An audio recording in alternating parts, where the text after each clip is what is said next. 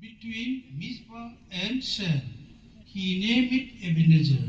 saying, "Thus far the Lord has helped us." Hisanahi patinin ay puyahi ki hajin na dinga Samuel lam kay naso na puhi isa bang majun Joshua yung yomsun patinin hasana ay panpipay ti ehet piding tiin gangki pumuya so na puhi ti yomsu kasingkal kali yung ehet sa tiin ichintun Kuki Gospel Voice ahong kipat na tu sanhi pathin pui na zalin itihin long lovin at si jinge sila pathin ni chan hin pui ta ve ti pathin thangwa na le tunung a chapang ahong apeng ta ho apeng lo la yo ahong peng ni ho je ni jang be nai le ita banga he ipu di angal lam kai na a Kuki Gospel Voice anu ma pathin thangwa na anale now he jing na song sila pathin na puidan het isong hiti au het na di va het isong onoin ya chen pema pakai na sa Reverend Spring Vai former All Manipur Christian Organization President nin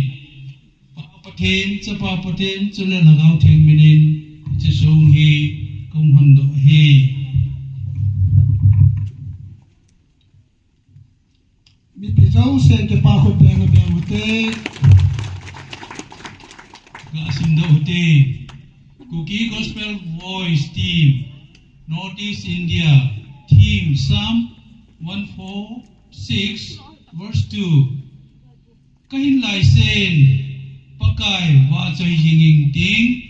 lim le mel kanei lai sen kapathin wa choi la sangi Golden Jubilee pakai pathin chu thangwa na le lopi na wa choi na ama a hijing je hen pakaya ja achang Reverend Ngel Zalun Dimngel Alais Angel Lamkai Nanoya Interdenomination na pathin thule wa choi lasa Northeast sunga le foreign gaya kalsung Kuki Gospel Voice Team Northeast India gel dok na le hejing na kumsong na linna Golden Jubilee sum hi pa pathin chapa pathin chule kagaw theng pathin minin katung do ta ve ichi sung le asunga thu ho hi khang lui khang tha tu sima min tu le tun so nin jing ta hen amen hallelujah kin yempu Reverend S. Vai Pei sum to do Reverend D. Angel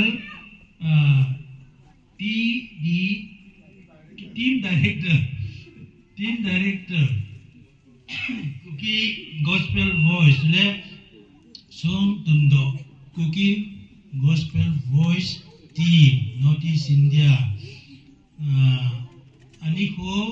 14th January 2024 Pathin thangba hote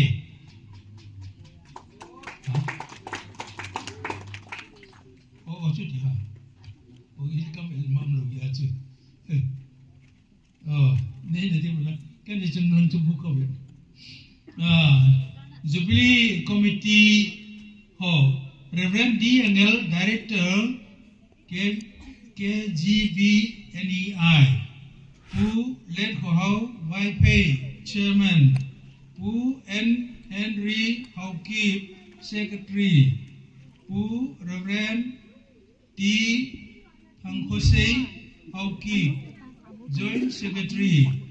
Nu Hoinu Kipgen Treasurer Pu Moya Kumsai Information Secretary Pu Let Hugin Vai Pei member who hầu néo đụng néo member nunga kim day hat kigen member ita mo sa mi jong khat ga sei pachen lo pi na ding isi song hi taw na hi hon to ita ye chun to ko na hi song hi ki tung jing de hi in pi sa hin oi ta mong khat to hil bol hil la he ta poi isi si hil ba en se na isi song hi su mang no ma isi song hi ung su si om le ajung a pachen in thu tan zo ye chu hi bang ta tu chung ni boi na ba ko na ka lo mo ki lo fa chu ka su hon hi isa ki su su te o ti lo ka ha ai to le ka lo ma hi to yo chu se lo kwa ka he ne ole pachen thang ba o te ka hin naw le ka dam naw ka ki ngam naw ka be lo hin jing